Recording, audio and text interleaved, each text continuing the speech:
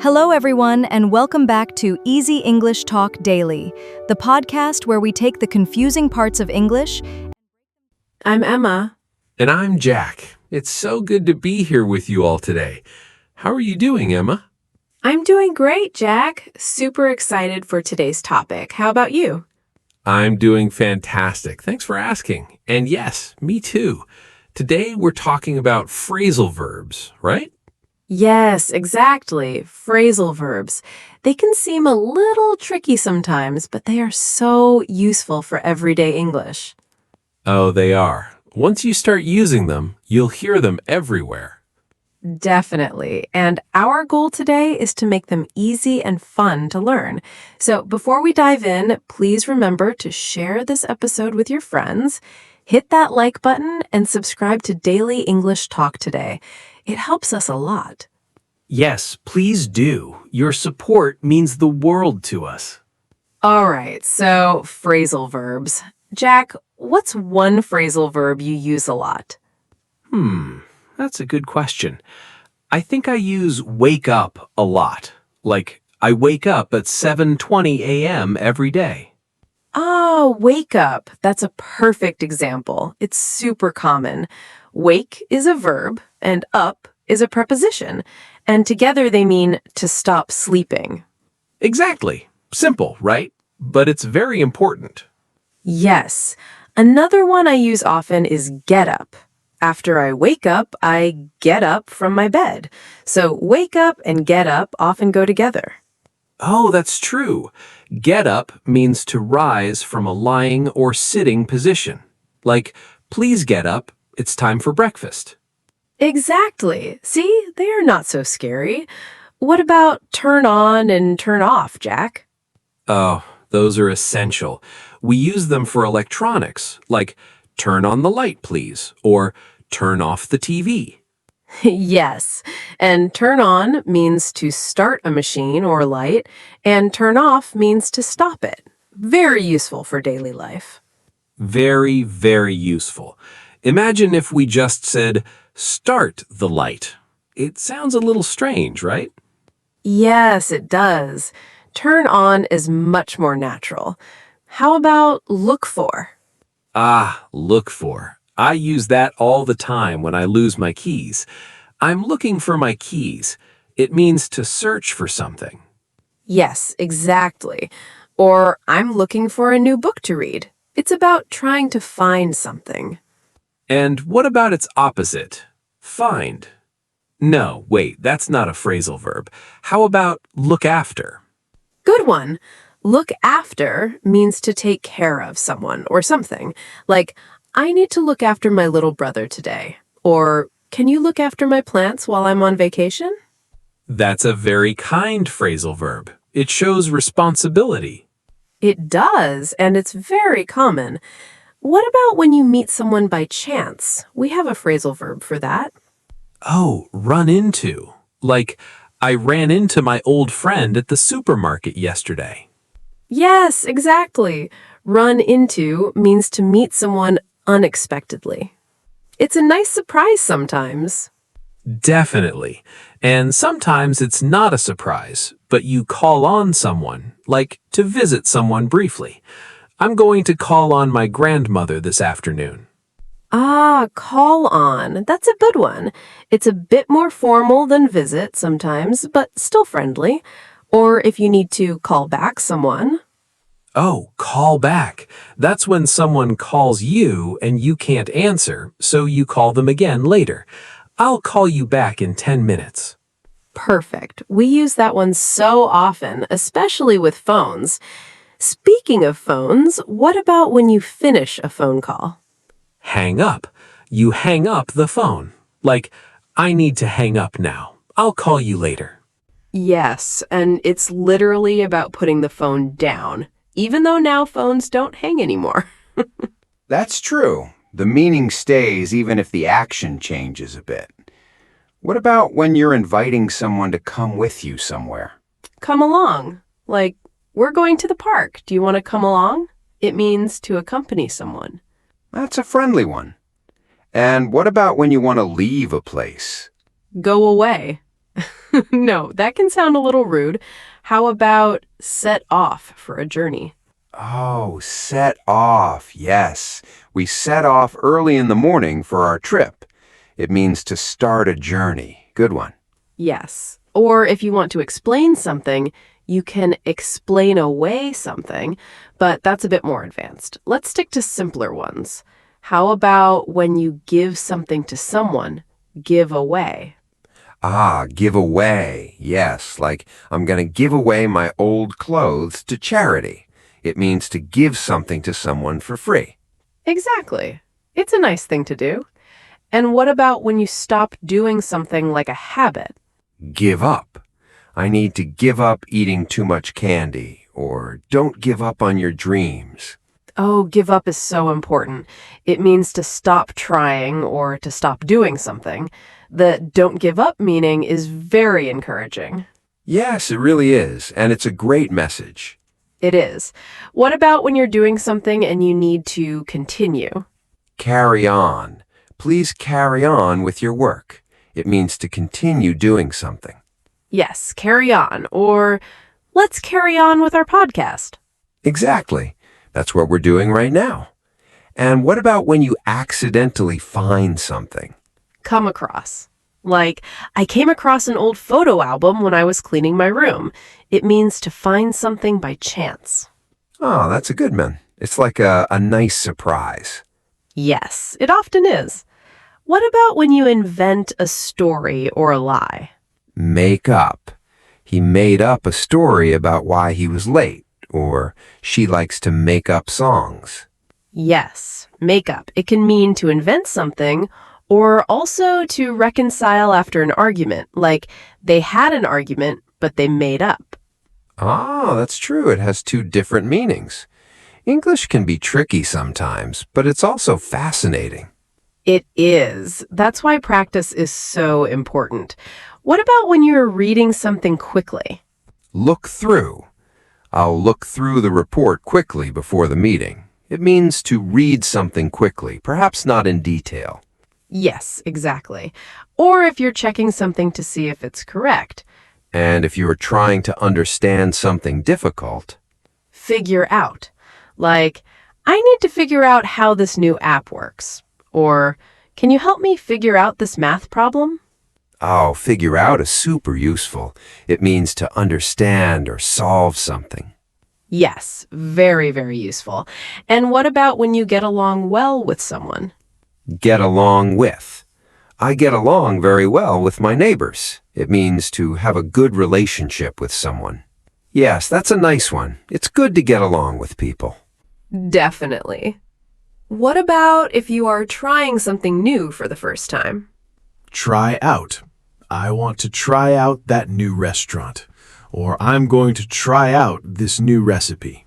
Yes, try out. It means to test something to see if it works or if you like it. Exactly. It's all about experimenting. What about if you visit someone without planning? Drop by. I'll drop by your house after work. Or feel free to drop by anytime. Yes, drop by. It's a very casual way to visit. Very friendly. It is. And what about when you are tidying up your room? Clean up. I need to clean up my room this weekend. It means to make a place tidy. Yes, clean up. And if you throw things away, you throw away or throw out something.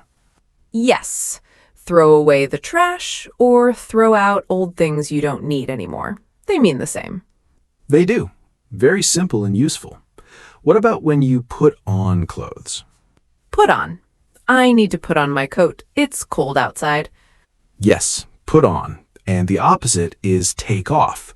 Take off your shoes before you come inside. Perfect. Put on means to wear something, and take off means to remove something. Those are super common. They really are. We use them every day. What about when you fill a form? Fill out. Please fill out this form, or fill in your name here. Both work. Yes, fill out or fill in. It means to complete a form with information. Very practical. Very practical for sure. What about when you continue to exist or manage a difficult situation? Keep on, like keep on trying, you'll get it. It means to continue. Or how do you keep on going with so much work? Yes, keep on. It's about perseverance. Good one. It is. And what about when you create a new idea or plan? Come up with. She came up with a great idea for the project. It means to think of an idea or a plan. Yes, come up with. That's a good one for creative moments. It is. And if you are delayed or slow something down. Hold up. The traffic held me up. Or, sorry, did I hold you up? It means to delay someone or something. Yes, hold up. That happens a lot with traffic. It really does. And what about when you meet someone and become friends? Get to know. It's nice to get to know you. It means to become familiar with someone.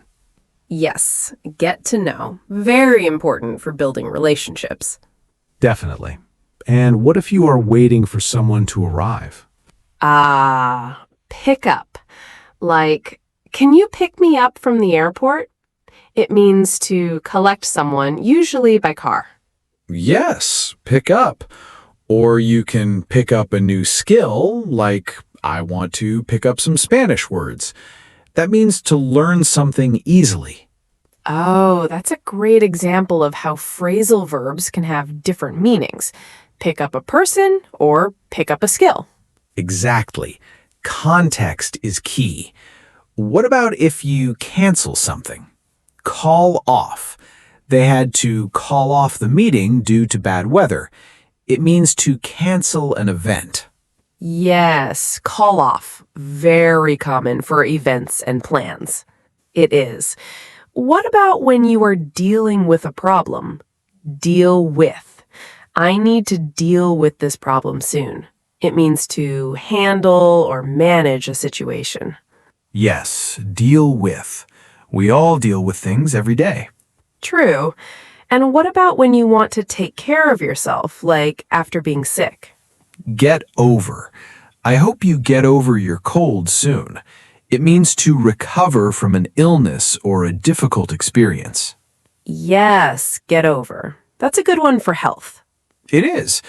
And what about when you are talking about the past, remembering something? Think back.